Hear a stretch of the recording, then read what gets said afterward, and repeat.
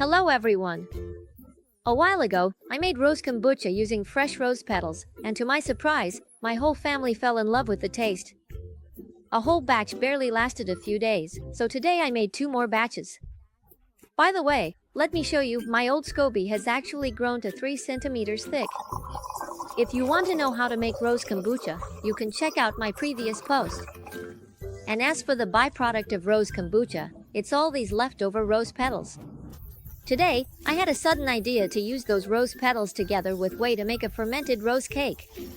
I didn't expect the result to be so soft, fragrant, and sweet, with an especially rich rose aroma. The method is also really simple, so let's take a look at how it's done. This time, I chose to use corn flour because I personally prefer a gluten-free diet, so I used less regular flour. Some friends also suggested using coconut flour, which would give it an even more unique texture. For the preparation, we first separate the egg yolks from the egg whites and put the yolks into the flour. Add 30 grams of white sugar to the egg whites and beat them until stiff peaks form.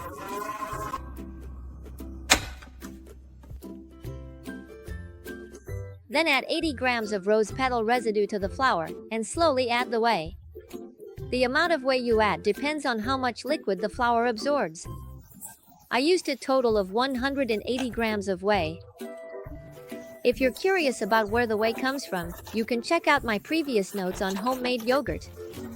Let me add one more thing here. You just need to store the whey in a clean bottle in the fridge, and that's enough.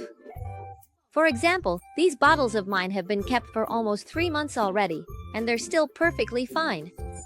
Recently, I've tried using it to make fermented oats and fermented rose cookies.